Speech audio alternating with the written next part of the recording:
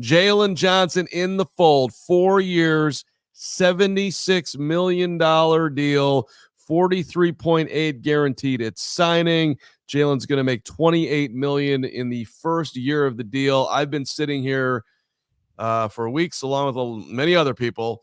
Sign good players, sign your young players. Jaylon's 24. You can only, yes, you got your number, but hey, get it done. But it seems like with the numbers here, and Brad, it's good to see you. And Brad, thanks so much for being here. It seems like Poles got his cake and he got to eat it too here. This is not a reset of the market. This is a good deal for Jaylon. It's a good deal for the Bears. But Brad, your reaction to the numbers when they're finally official here, it seems like Ryan Poles gets a W on this in many ways.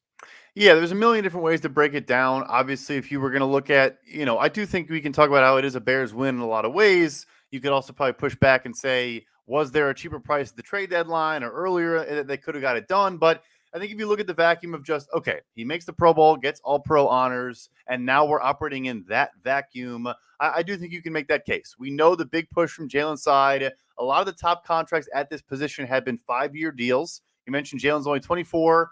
It gets a 4-year deal, so a huge push there. Like outside of Jair Alexander, your Marshawn Lattimore's, your Jalen Ramsey's, your Marlon Humphreys, all those guys sign a 5-year deal. So that's a win for Jaylon. Everything else, though, the full guarantee is strong. But if that's the cash flow over 2 years, it would be not even top 5 among cornerbacks. If it is $44 million over 2 years, we know he gets 60 over 3. That's also strong, but not incredibly strong at this market. And then lastly, you have to inflation adjust all of these contracts. So if we were to say, all right, $19 million APY on a $255 million salary cap, it's about 7.5% of the cap. So all I'm doing is taking 19 out of 255. That number is in the second tier. Like that is Carlton Davis APY as percent of the cap money. It's around 10% for when Jalen Ramsey signed, when Marshawn Lattimore signed, etc. So yeah, the Bears did well here and protected themselves, but Jaylon also did get this. The structure is strong in a lot of ways for Jaylon too. Did the franchise tag that the Bears put on him a few days ago to provide any leverage for Chicago in this instance? Because I'm just surprised that this quickly after the franchise tag that a deal was made. Yeah, so I've been tweeting a bunch about it, that it's unfortunately the tag is supposed to be a placeholder to get a deal done. It's not always used in that way. It's about 38% of the time over the last decade does a team actually get a deal done.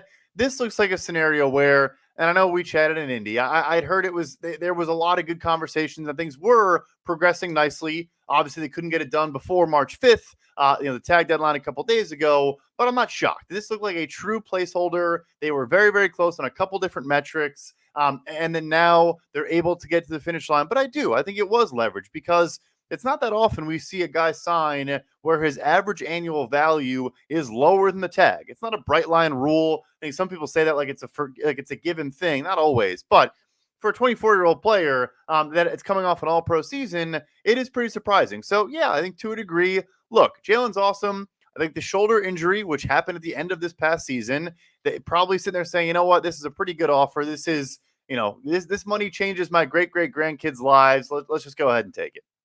So, Brett, if you were Jaylon's agent and this deal was put in front of you, would you have told Jaylon to sign it? I think at this point, yes. And again, what I'd heard throughout the entire conversation process was, like they were trying to reset the market. And frankly, they should have tried. They deserve to ask for that. This is a stagnant market that has not grown in recent years. Like I said, if we're talking 10% of the cap, which is what a lot of those deals were right around, that'd be $25 million a year. And we're still not there at all. And even having some guys get cut now, you see Tre'Davious White, who was a little bit below, but had an incredibly strong guarantee structure. Yes, if I'm asking to reset the market. I do think at a certain point, though, like I said, you're now getting, very strong, fully guaranteed $28 million in first-year cash flows, phenomenal for them as well. And the earlier cash flows is really what matters at the end of the day. So yes, I would have, but I would have driven a hard bargain and asked for market resetting money too. Let's bring in Adam Hogue, who I believe is ready to join us as well from his palatial estate. No, we just lost Hogue, so maybe he's not. Go ahead, Braggs, ask your question, then we'll bring him in. Yeah, I was just going to say, so it definitely seems like in terms of contracts, Ryan Poles has a type. He likes to front load his contracts and get that money in there early. How much does that affect the cap for this year and how much they have to spend on other free agents here in the next week or so? Yeah, so I'm assuming the salary cap hit in 2024 will be lower than 19.8 million. But what we've seen from them on both extensions and the free agent deals is actually pretty flat structures. Like Cole Kmet's deal is the flattest contract like in the entire NFL. I think he has the same exact cap hit the next 4 years in a row. So and the cash flows are also built in a similar manner. So they understand they have a lot of cap space right now, and they obviously didn't spend a lot of money for a couple of years. They did last year. Remember we talked about the whole salary cap floor and all those things, dating back to last offseason. They recognize, why would we, backward inflate these deals and push money down the line? Let's spend it now. And I think it is a smart approach, but I will say, maybe it's not his preferred option all the time. It's just the current context of the roster. You're probably bringing a rookie contract quarterback. Why not do that now? And then if you have to turn over this roster in 2-3 years, you don't have these massive dead cap hits or these inflated balloon salaries too. And it makes it easier to keep guys on the roster. If a guy's salary doesn't go from, 10 mil, 15, 20, 25, and instead is just 19 the whole time, it makes a lot of things easier. So there's Adam Hogue jumping in, Nicholas Moriano jumping in too. It's full force here on Jaylon Johnson Extension Day, guys. Everybody's here. The Duke's here, $249.99. Thank you, Bills and Broncos, for cutting your quarterbacks as cap casualties. I'm betting having to face a non-XL tag market where he needs to get paid and get a team to give the Bears 2 first-rounders with those cornerbacks also on the market pushed him back to the table.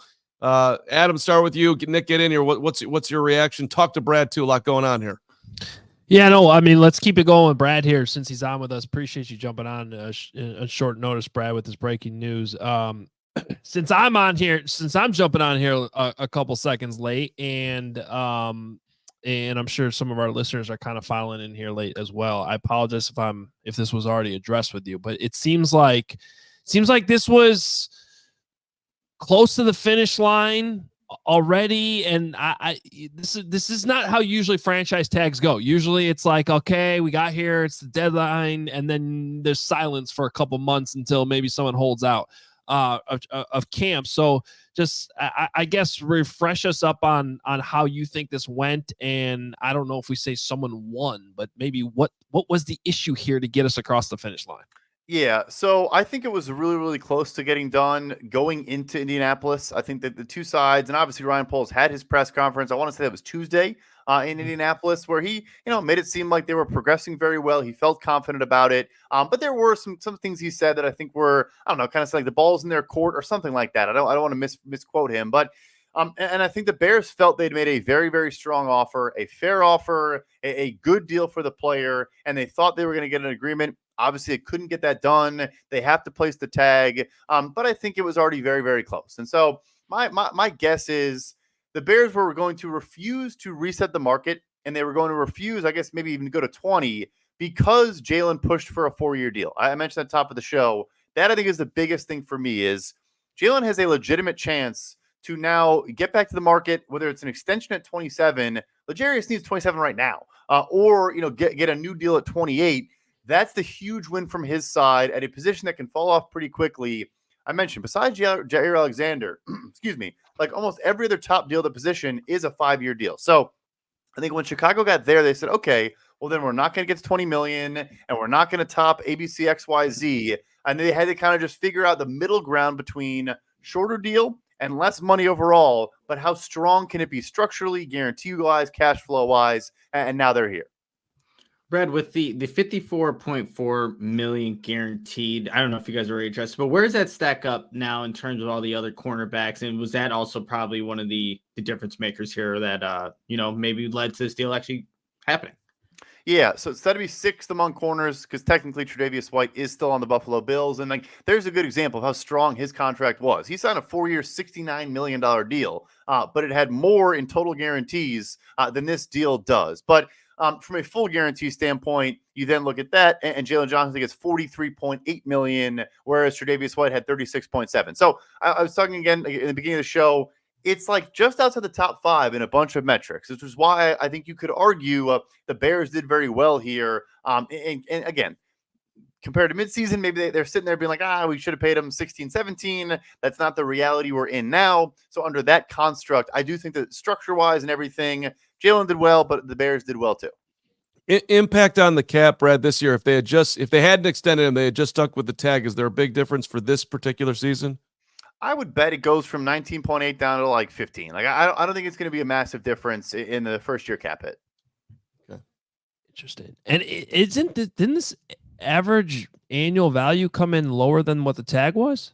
Yes, which is interesting for sure. It's notable. It's not always like a bright line rule you have to top it, but I think in this scenario for a 24-year-old player in a really stagnant market, that is kind of the big takeaway. If I'm the Bears, that's how I'm selling it to myself. Is the way we look at for a market reset. When people say that, often they just mean like a guy's making 20, now a guy's making 21. To us cap nerds, a true market reset often is what's the record for the percent of the salary cap at signing. So compare your APY, your average annual value, to the cap. Let's just make it simple. $20 million on a $200 million salary cap. You have 10% of the cap at signing. So you could argue, and the record is about 10.1% from Jalen Ramsey. That'd be $25 million a year, right? Or more than that, almost $26 million a year. So from that perspective, the Bears kept it around 7.5% of the current cap. So yeah, like it's not a market reset in any way, shape, or form. Listen, at the end of the day, too, what Brad's teeing up are the percentages. That's really all that matters, because you're talking about managing the cap. How much of a percentage is he getting? And it seems, and I'm seeing it all in the comments here, that it's a win-win. King polls win for the Bears. I'm not going to push back on that. I think this is, he was in a position where the Bears didn't want to let him go. Jaylon had at least a decent amount of leverage here. They played this out as far as they possibly could. And now that you look at the percentage of the cap, I think overall, sure, he should have gotten this done earlier, but in the end, I still think it works out for the Bears, as we're underlining. Brad, I want to ask you this, because I don't know if last week's all running together. I can't remember if we talked to you after we realized Christian Wilkins might be available or not. But the Bears have now allocated big contracts to the D-line, the linebacker group, and the secondary. So they've addressed all three levels of this defense with big money. This is an offensive league. If you're Ryan Poles, how do you factor in big position of need, potential superstar player to fill that a premium position with Christian Wilkins, but as you're trying to put the piece of pie all together, can you allocate that much more money, a fourth big contract, to the defense? I think it'd be tough, because I think Christian Wilkins is getting more than Quinnen Williams at this point. I think you're looking like 4 years, $100 million for Christian Wilkins, because there's just going to be so many bidders on the open market. Like, I know he's older. He's probably 3 years older than him, but all those early extensions last year, Jeffrey Simmons, Quinnen Williams, all of those guys, Deron Payne, et cetera, they just were a little bit underwhelming to me. And I think it also just spoke to the leverage the team had. In this scenario, Wilkins is going to hit the market. I don't think Chris Jones is going to hit the market also. And so he's going to be the belle of the ball next week from my perspective. So I think they can spend. I still would like them to spend on the defensive line in some capacity, whether it's edge rusher or interior. I just don't think it can be that top of market guy. If we're going to play devil's advocate, then, Brad, with Wilkins being available, which wasn't, at least 100% expected, would you have done the deal that the Bears did? Wait, the Jaylon deal, or which? Yep. Yeah, definitely. I think you have to keep your player in house. And look, they have Andrew Billings and Javon Dexter to build off of. I'm not saying either of those guys in the stratosphere of Christian Wilkins, but to me, I want pass rush. Like I feel good about the run defense. The run defense is very, very good. And I'm not saying Wilkins isn't a capable pass rusher. He is. His role in Miami wasn't always to do so. And last year he had more production there, at his highest, pass rush win rate for us in a while. But it's not like it's the staple of his game. There's a reason. It's probably the reason why he's not a Miami Dolphin, right? So that's the thing for me. If we're talking about, a Justin Madubuike or another player who's more predicated on that skill set, I think it's a different conversation. Yeah, real quick, Adam, in terms of the way that Ryan Poles negotiates, these contracts, whether it's Roquan Smith or David Montgomery, now Jaylon Johnson, what kind of grade would you give Ryan Poles in the way he approaches these contract negotiations? Yeah, I think they are very, very strict and hold to their numbers. And obviously, there can be issues. You can have Jaylon Johnson requesting a trade in the middle of the season. And again, maybe again, I don't know the numbers, but maybe they could have given in earlier, and we're sitting here and it's a different conversation because Jaylon signed for, I don't know, 18, 17 a year instead of 19. But I think overall it is good to really believe in your values. And I think it's not just Ryan Poles. I think there's a ton of faith in Matthew Feinstein in this front office and what he views the market values for these players. And again, you don't want to be too strict. And I always come on the show and I'm mean to the former regime, but we also saw what it was like when they just didn't care about value and just get a deal done, whatever it costs. And it often did not work out too well. Yeah.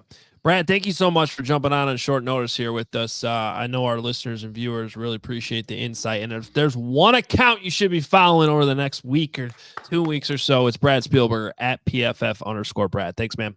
Thank you, guys. We all silly like the mayor.